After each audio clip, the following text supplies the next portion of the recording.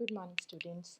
Beta, today we are going to start another form of business organization, that is cooperative society. But it is a different form of business enterprise because in this form of business enterprise, the main motive is not to earn profits.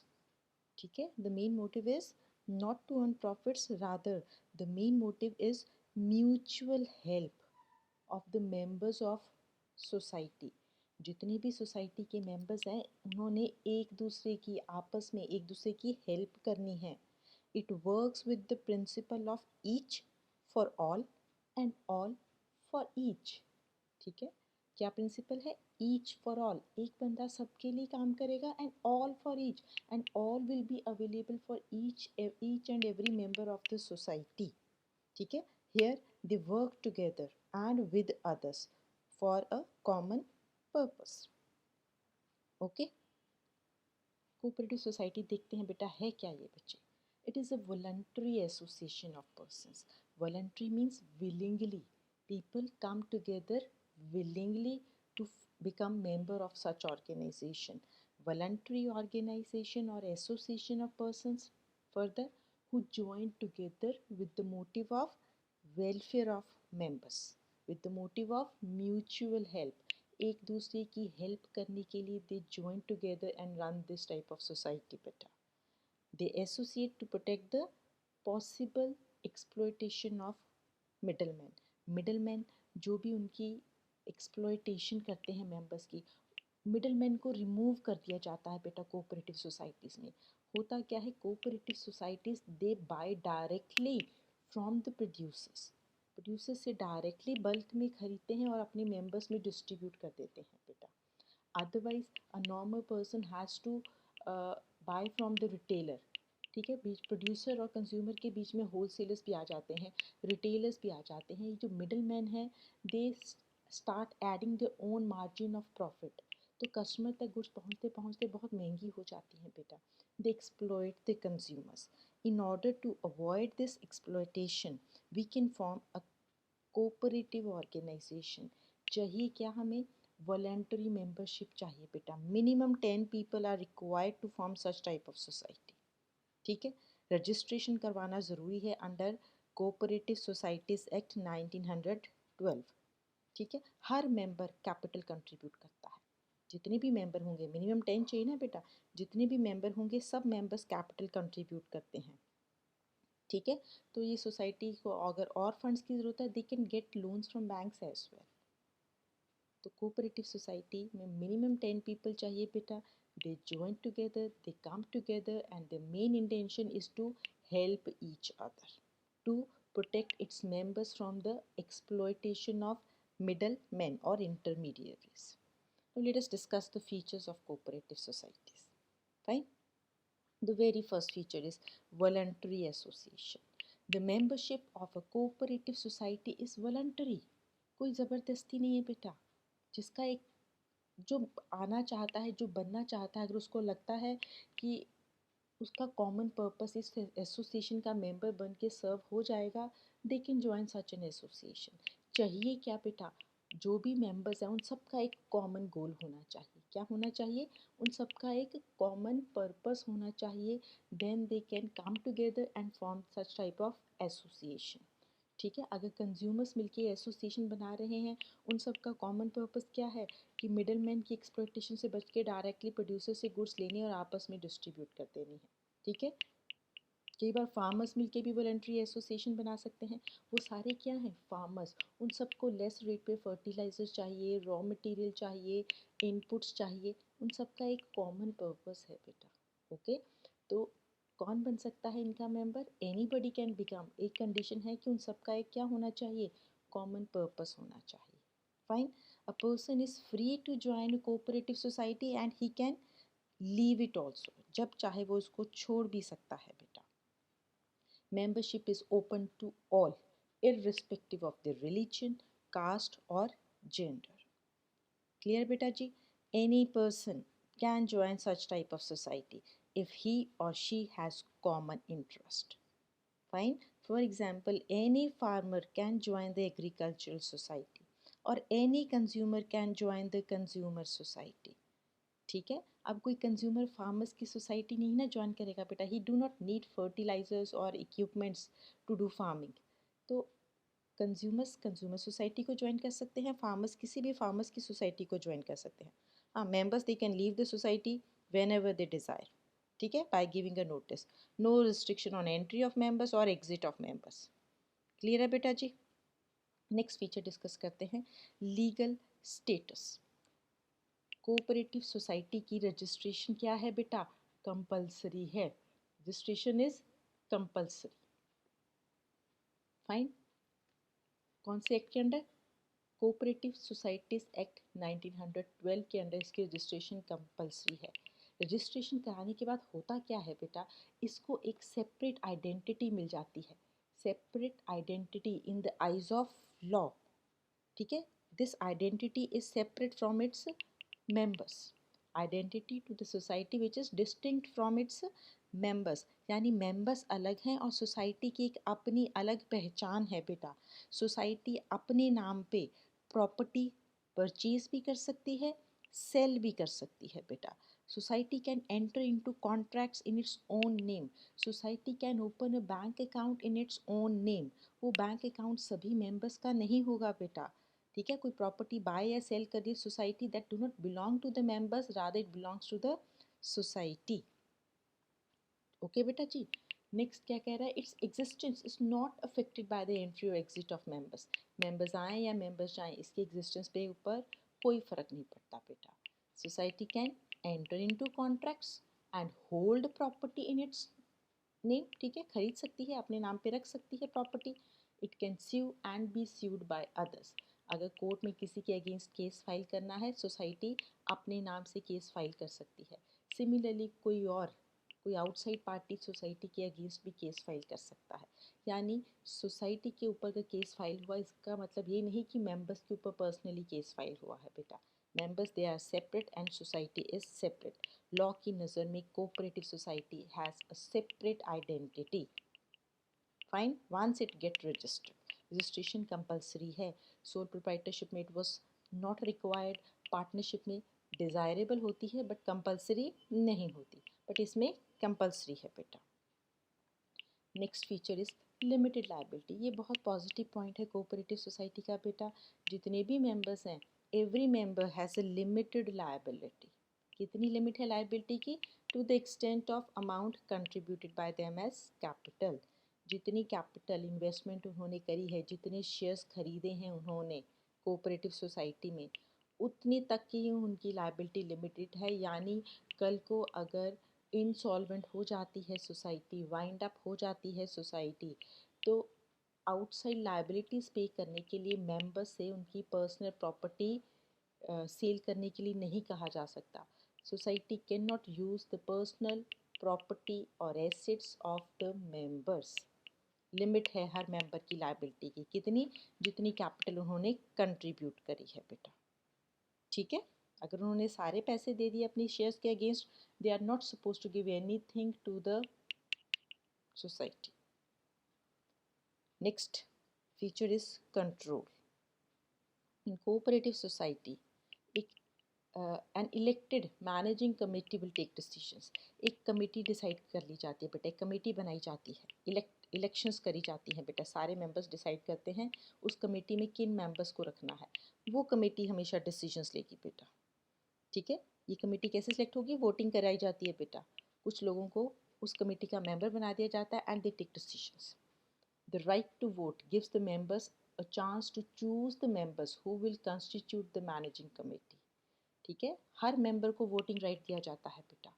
Every member gets a voting right, चाहे capital ज़्यादा invest करी है उसने, चाहे कम invest करी है, ठीक है। किसी ने 10 शेयर्स खरीदे हैं तो भी उसको एक वोट मिलेगा, किसी ने 10,000 शेयर्स खरीदे हैं तो भी उसको एक वोट मिलेगा। यानी every member has an equal right to decide, to choose the members, जो कि मैनेजिंग कमेटी को कंप्राइज करेंगे, जो मैनेजिंग कमेटी में बैठेंगे और डिसीजंस लेंगे बेटा, ठीक है। तो इसलिए हम कह सकते हैं कि आपकी जो कोऑपरेटिव सोसाइटी है उसमें डेमोक्रेटिक करेक्टर है। Democratic character in the sense कि हर मेंबर के पास इक्वल वोट है बेटा, चाहे कम कैपिटल लगाई है चाहे ज़्यादा कैपिटल लगाई है, all are treated as equal, one man one vote, ठीक है ना, वन मैन वन वोट वाला प्रिंसिपल चलता है यहाँ पे, democratic principle. Next feature is service motive. The cooperative society emphasize on the values of mutual help and welfare. एक दूसरे की हेल्प करनी और वेलफेयर एक्टिविटीज़ में इन्वॉल्व होना है बेटा. मेन मोटिव एक दूसरे की मदद करना ही है बेटा, ठीक है, not to earn profit. Earning profit is the secondary motive. Main motive is to help each other, ठीक है जी.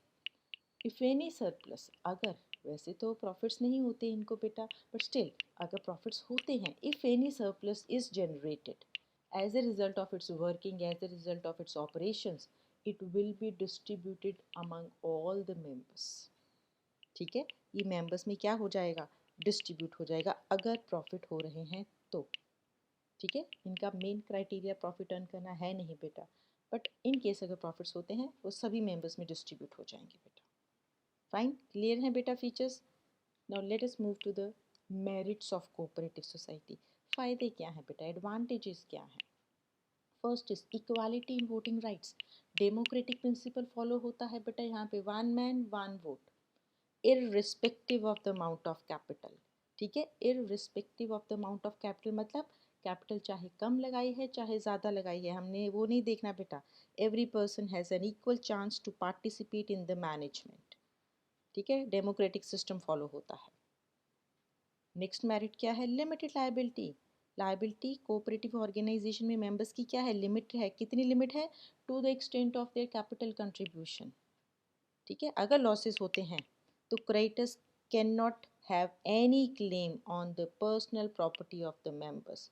तो उनकी पर्सनल एसेट्स क्या हैं, सेफ हैं, वो बिजनेस लायबिलिटीज़ को पे करने के लिए यूज़ नहीं की जा सकती.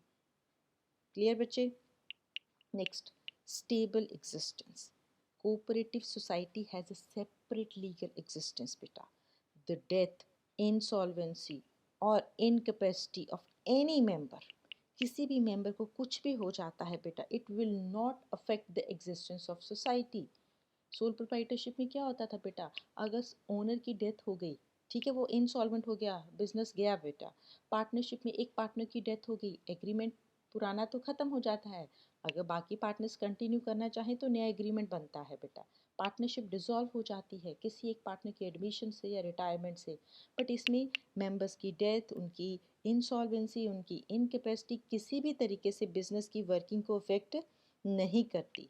So cooperative organization has a stable and continuous life and it exists for a longer period of time. ठीक है, मेंबरशिप इनकी वर्किंग को अफेक्ट नहीं करती. Next is economy in operations. ठीक है, इनकी फंक्शनिंग इकोनॉमिकल होती है बेटा. The operations of a cooperative organisations they are quite economical because most of the activities they are performed by the members themselves. members खुद ही सारा काम कर रहे हैं. and while purchasing goods or raw materials, middlemen are being eliminated. we are not taking help of any middleman. तो उनको क्या होता है, रॉ मटेरियल और गुड्स क्या मिल जाती हैं, लेस कॉस्ट पे मिल जाती हैं बेटा. वो ज़्यादा बड़े बड़े स्टॉक तो मेंटेन करते नहीं हैं और कैश ट्रेडिंग करते हैं, इसलिए बैड डेट्स होने के चांसेस भी नहीं होते. इसलिए इकोनॉमी मतलब लेस कॉस्टली होती है इनकी ऑपरेटिंग, इनकी working. Fine. The members generally offer honorary services, they don't charge anything. Honorary मतलब वो कुछ चार्जेस, कोई फीस नहीं लेते काम करने की बेटा. As the focus is on elimination of middle man. तो मिडल मैन का जब मार्जिन कम हो जाएगा बीच में से तो cost will get reduced. Fine. Customers और producers themselves they are the members of society. तो बैड डेट्स के रिस्क भी बहुत कम हो जाता है बेटा जी. Next is support from government. Such organizations get support from government in the form of low taxes, subsidies, concessions, rebates, ठीक है, low interest on loans. Fine. Government normally offers loan at lower rate of interest on easy terms, on easy conditions. तो इनको government से भी क्या मिलती है, support मिलती है बेटा जी. नेक्स्ट मेरिट क्या है, easy formation. Cooperative society if you want to start, it can be started with 10 members, minimum 10 members are required बेटा, इससे ज़्यादा जितने मर्जी हों but minimum 10 people are required. कौन से 10 पीपल चाहिए? They must have a common interest, they must have a common interest, यानी अगर कंज्यूमर सोसाइटी बनानी हो सारे कंज्यूमर्स होने चाहिए, फार्मर्स की सोसाइटी बनी है they all should be farmers, fine. अगर प्रोड्यूसर्स ने कोऑपरेटिव सोसाइटी बनानी they should be producing similar type of things, they must have a common interest. The registration procedure for cooperative organization is very simple and do not require much formalities बेटा। और कौन से act के under इसको form किया जाता है? Cooperative societies act 1912। ठीक है बेटा, हमने फीचर्स डिस्कस कर लिए इसके। नाउ डीमेरिट्स ऑफ, फीचर्स भी कर लिए, मेरिट्स भी कर लिए, नाउ डीमेरिट्स और limitations of cooperative society. The very first limitation is limited resources. Resources of cooperative society, it consists of the capital contribution of the members with limited means। कहाँ से पैसा आता है बेटा? जितने members हैं वो ही capital contribute कर रहे हैं इसमें, ठीक है। और वो members भी ज़्यादातर मिडिल इनकम ग्रुप के ही होते हैं या लो इनकम ग्रुप के होते हैं, उनके पास लिमिटेड रिसोर्सेज होते हैं बेटा, तो वो ज़्यादा कैपिटल कंट्रीब्यूट नहीं कर पाते। और फर्दर ऐसी कोई कंपल्शन नहीं होती हर एक के ऊपर कि आपको मिनिमम कैपिटल इतनी खरीद लगानी ही पड़ेगी। हर कोई अपनी कैपेसिटी के अकॉर्डिंगली, जितने उसके पास अवेलेबल हैं फंड्स, उसके अकॉर्डिंगली कैपिटल इन्वेस्ट कर सकता है बेटा, ठीक है। फर्दर एक प्रिंसिपल जो है हमारा वन मैन वन वोट, ये भी डिस्करेज करता है लोगों को टू इन्वेस्ट मोर, बिकॉज जो ज़्यादा कैपिटल लगा रहा है उसकी भी उतनी ही से है, उसकी भी उतनी ही, उसको भी एक ही वोट मिलना है, और जो कम कैपिटल लगा रहा है उसको भी एक ही वोट मिलना है बेटा। इसलिए जिसने ज़्यादा कैपिटल लगानी भी हो तो वो भी कम लगाता है, बिकॉज ही माइट थिंक कि मेरी बात तो उतनी ही मानी जाएगी जितनी कि जिसने कम कैपिटल लगाई है, फाइन। फर्दर यहाँ पे middle income low income group के ज़्यादा होते हैं मेंबर्स, तो they have limited means, they are not able to invest much in as capital in such societies. Further, the low rate of dividend offered on investment also act as a deterrent in attracting membership। ज़्यादा इनको return नहीं मिलती अपनी capital investment के ऊपर बेटा, because main M तो mutual help है बेटा, एक दूसरे की सर्विसेज करना है, तो ज़्यादा पैसा कलेक्ट नहीं हो पाता बेटा। This company this organisation they always face a shortage of capital. Clear बेटा? Inefficiency in management, cooperative societies they are unable to attract and employ expert managers because अगर experts को hire करना है we have to pay them high salaries। Okay, professional लोगों को अगर आपने higher करना है, उनकी सर्विसेज लेनी है, तो उनको हाई सैलरी भी देनी पड़ेगी। और इसलिए इन ऑर्गेनाइजेशंस को कौन रन करता है? मेंबर्स ही रन करते हैं बेटा। और members they are not professionally equipped to handle all the management functions efficiently and effectively, ठीक है। वो प्रोफेशनल एक्सपर्ट्स तो होते नहीं, इनएक्सपीरियंस पर्सन्स होते हैं, तो दैट्स वाई मैनेजमेंट इतनी एफिशिएंट नहीं हो पाती बेटा। Next is lack of secrecy due to open discussions in the meeting of members as well as disclosure obligations as per societies act। जिस societies act के अंदर रजिस्टर होती है ना, वो रिक्वायर करता है कि अपने अकाउंट्स को पब्लिश करो, ठीक है। तो हमें हमारे सीक्रेट्स हमारे तक नहीं रहते, we have to present our accounting, our secrets to the public, to the members, fine। So it is very difficult to maintain secrecy about the operations of a cooperative society। Next is government control बेटा। Government इनको support तो देती है, taxes कम लगाती है, interest rate कम लगा दिया, but government interfere भी बहुत ज़्यादा करती है बेटा, ठीक है। Cooperative societies they have to comply with several rules and regulations regarding to auditing of accounts, submission of accounts, ठीक है। Interference is there, interference in the functioning of cooperative organization through the control exercised by the state cooperative departments, it also negatively affect their freedom, ठीक है।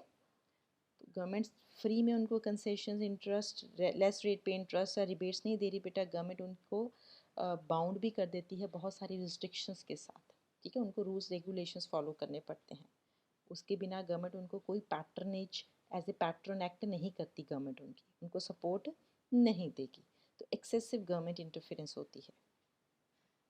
Differences of opinion. Internal quarrels arising as a result of contrary viewpoints may result in difficulties in decision making. जो members हैं अगर वो एक consensus पे नहीं आ पाते बेटा, हर एक की थिंकिंग, हर एक का व्यू पॉइंट अलग है, तो कन्फ्लिक्ट्स अराइज हो जाते हैं बेटा, डिफरेंस ऑफ ओपिनियन अराइज हो जाता है. Sometime personal interest may start dominating the interest of the organisation बेटा. कोऑपरेटिव सोसाइटी का जो मेन मोटिव है, कई बार उसको छोड़ के वो अपने पर्सनल बेनिफिट के बारे में सोचना शुरू हो जाते हैं कुछ members. Selfish motive they starts dominating and they forget the service motive. ठीक है, तो these are the various limitations of cooperative society. Now we'll discuss various types of cooperative societies. Now we have done the meaning of cooperative society, its features, merits, demerits. Now what type of cooperative societies are there? On the basis of nature of operations, we can make classification of cooperative societies into different categories. One is consumers cooperative society, then producers cooperative society, then marketing cooperative societies, farmers cooperative societies, credit cooperative society, and cooperative housing society. We'll discuss these one by one. सबसे पहले लेते हैं consumers cooperative society. Fine. Consumer cooperative society कौन बनाएगा बेटा? Consumers. ठीक है, तो it is formed by minimum 10 consumers. The consumer cooperative society are formed to protect the interest of the members of society. Consumers ही होंगे मेंबर्स बेटा. खुद करते के यहाँ क्या है ये society? They buy goods in bulk. Bulk means large quantity में गुड्स परचेज करते हैं directly from the wholesalers and sells these goods to the members at reasonable prices, thereby eliminating the middleman. तो मिडलमैन को eliminate किया जाता है. There are no retailers. They can buy goods directly from the wholesalers और from the producers themselves बेटा. Profit अगर कुछ होगा, ठीक है, it will be distributed among the members on the basis of their capital contribution or purchases made by each of the member. आपने जो भी सामान खरीदा बेटा डायरेक्टली प्रोड्यूसर या होलसेलर से, वो मेंबर्स में ही डिस्ट्रीब्यूट कर देना है हमने. मेंबर्स के लिए खरीदा ना बेटा हमने, मेंबर्स में डिस्ट्रीब्यूट कर देना. जो ज़्यादा परचेजिंग कर रहा है, हो सकता है कोई कम परचेज कर रहा है उसमें से, तो परचेजेस के हिसाब से भी हम प्रॉफिट्स डिस्ट्रीब्यूट कर सकते हैं, या कैपिटल कंट्रीब्यूशन के हिसाब से भी प्रॉफिट्स को डिस्ट्रीब्यूट किया जा सकता है बेटा. ठीक है जी. मेन ऑब्जेक्टिव क्या है कंज्यूमर कोऑपरेटिव सोसाइटी का? To ensure continuous supply of essential goods. ठीक है, to supply the goods at reasonable prices and to provide the goods which are of good quality. कौन बनाता है ये सोसाइटी? कंज्यूमर्स बनाते हैं. They buy goods directly from the wholesalers और producers and distribute those goods among its members. Next is producers cooperative society. Of course ये cooperative society कौन बनाएगा बेटा? प्रोड्यूसर्स बनाएंगे. ठीक है ना. Small producers who individually find it difficult to get the inputs and get the machinery and latest technology, what they can do, they can form a cooperative society. So collectively they can get the materials or machinery or technology. These societies are set up to protect the interest of small producers. छोटे छोटे scale पे जो काम कर रहे हैं producers. Members में कौन होंगे? सिर्फ और सिर्फ मेंबर्स में कौन होंगे बेटा? सिर्फ और सिर्फ प्रोड्यूसर्स ही होंगे. Desirous of procuring. कौन से प्रोड्यूसर? जिनको इनपुट्स चाहिए. क्या चाहिए? Inputs for production of goods, raw material चाहिए to meet the demands of consumers. तो सोसाइटी क्या करेगी? सारा कुछ बल्क में ख़रीद लेगी, और जो भी मेंबर प्रोड्यूसर्स हैं, सारे मेंबर प्रोड्यूसर्स हैं, इसमें अब कंज्यूमर्स नहीं है, all are producers, they are producing one और द अदर थिंग. वो सामान जो भी इनपुट्स इनको चाहिए वो बल्क में ख़रीद लिया इन्होंने directly. Then those material will be supplied, those equipments will be supplied to the members. जितने भी मेंबर्स हैं उनको वो रॉ मटेरियल या इक्विपमेंट या जो भी इनपुट्स उनको चाहिए वो उनको सप्लाई करते हैं बेटा. ठीक है. And they also bye there output for sale. Producers ने जो गुड्स बना ली वो गुड्स भी सोसाइटी ही खरीद के आगे मार्केट में सेल कर देती है. जो प्रॉफिट होगा that will be distributed among the members. ठीक है, on the basis of goods produced और सोल्ड बाय द सोसाइटी. इसमें सारे प्रोड्यूसर्स मेंबर्स ही होंगे बेटा जी. Individually they are not in a position to buy the raw material or machinery or equipment or technology, तो collectively they can get the raw material, machinery और technology और अपनी production को carry out कर सकते हैं बेटा. इससे फ़ायदा क्या होगा, एक रेगुलर सप्लाई मिलती रहेगी उनको रॉ मटेरियल इनपुट्स की बेटा eight reasonable prices. They can gate latest machinery and new technology. It will also help in smooth sale and distribution of goods which are produced by members. Producer ने जो goods बनाई हैं वो society ही उनकी goods को क्या करेगी, cell भी करेगी बेटा. And it also help the producers to concentrate the attention on production of goods.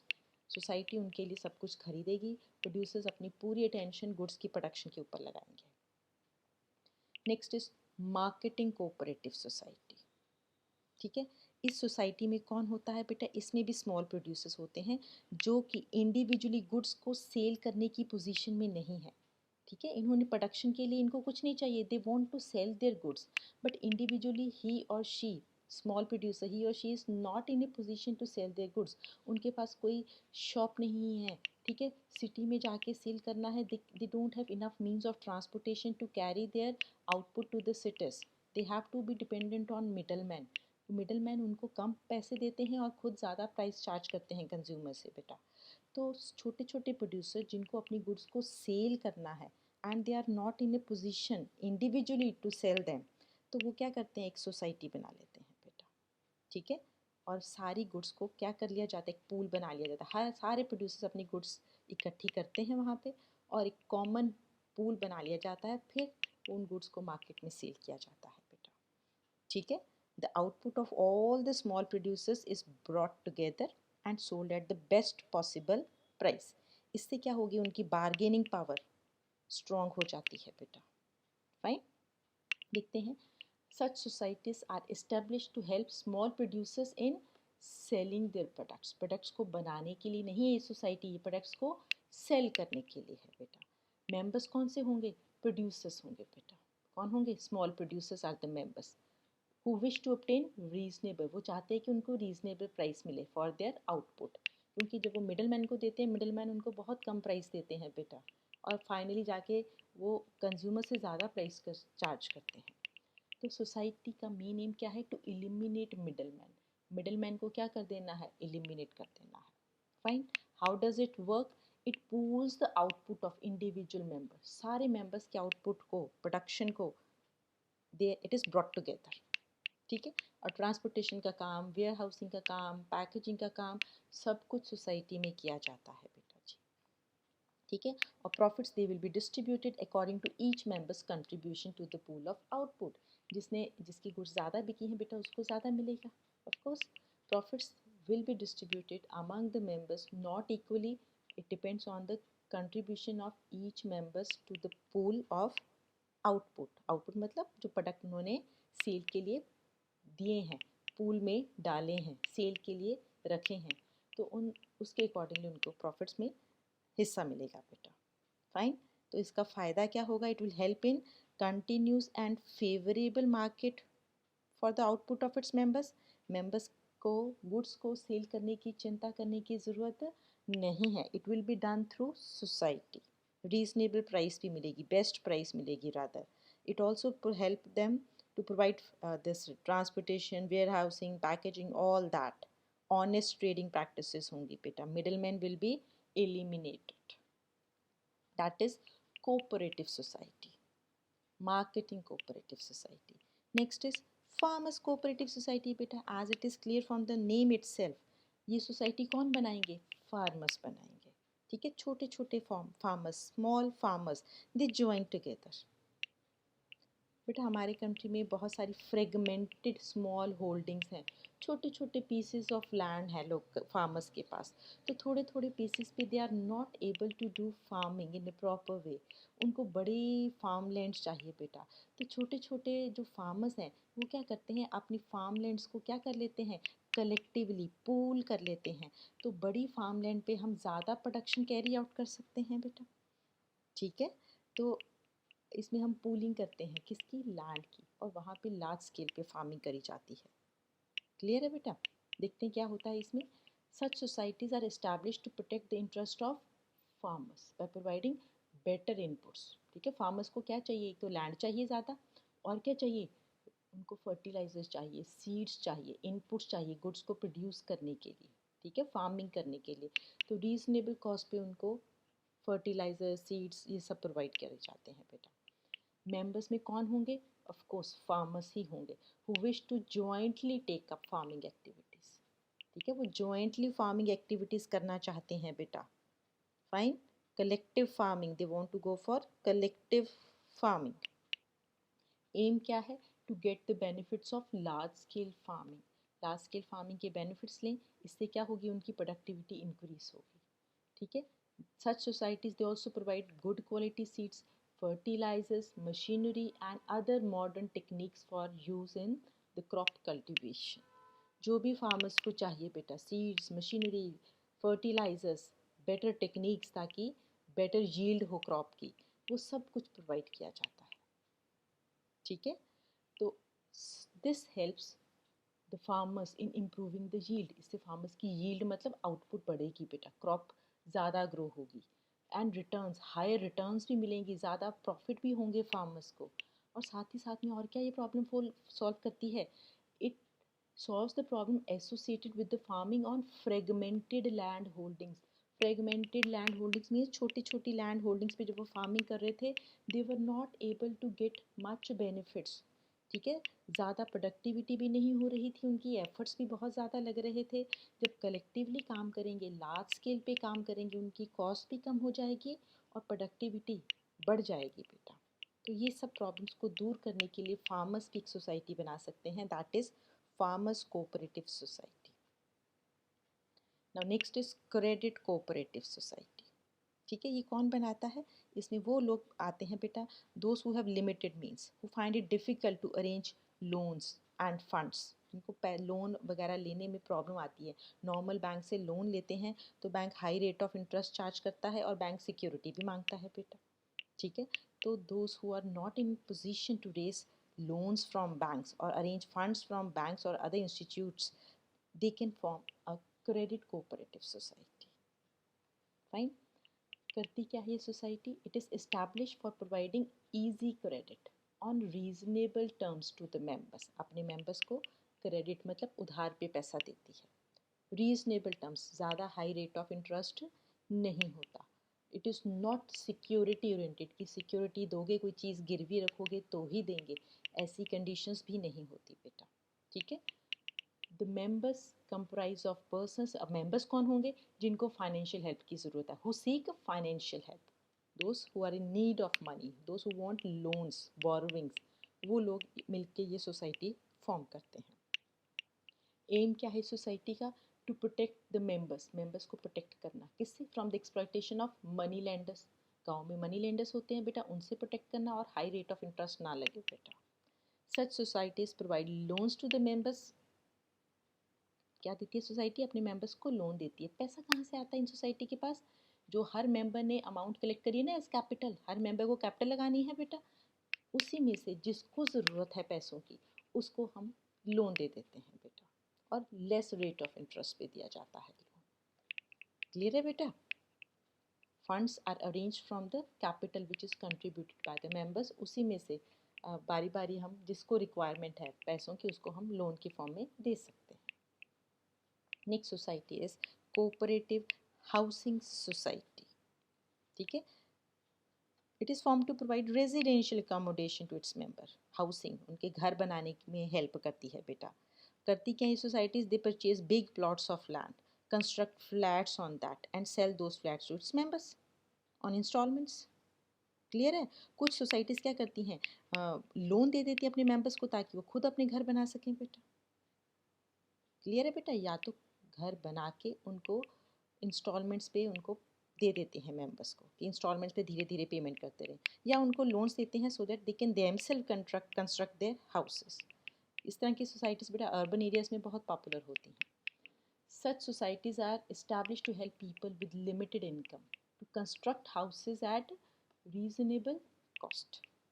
Members of these societies कौन होंगे मेंबर्स बेटा? People who are willing, who are desirous of getting residential accommodation, जिनको अपना घर बनाना है बेटा, वो लोग इस सोसाइटी के मेंबर होंगे। एम क्या है? हाउसिंग प्रॉब्लम्स को दूर करना कैसे? वो उनके लिए हाउस कंस्ट्रक्ट करेंगे और उनको बोलेंगे कि इंस्टॉलमेंट्स में पेमेंट कर दो। फाइन।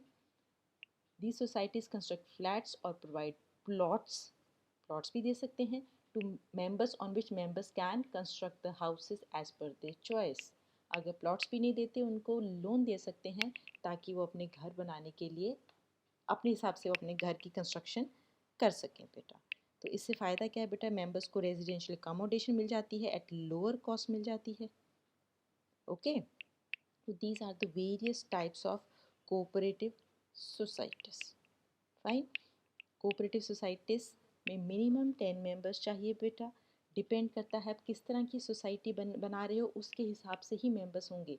कोऑपरेटिव हाउसिंग सोसाइटी में वही मेंबर्स होंगे who are desirous of getting residential accommodation. Cooperative farming society में वही मेंबर्स होंगे, फार्मर्स होंगे बेटा, जिनको अपनी यील्ड इंक्रीज़ करनी है बेटा, जिनको फर्टिलाइजर चाहिए, सीड्स चाहिए, मशीनरी चाहिए। फाइन। मार्केटिंग सोसाइटी में कौन होंगे बेटा? वो प्रोड्यूसर्स होंगे, स्मॉल प्रोड्यूसर, जिनको अपने गुड्स को सेल करने में प्रॉब्लम आ रही है। तो as it is clear from the name itself किस तरह की सोसाइटी होगी और किस तरह के उसके मेंबर्स होंगे। ओके बेटा, hope it is clear to you. Thank you बेटा जी।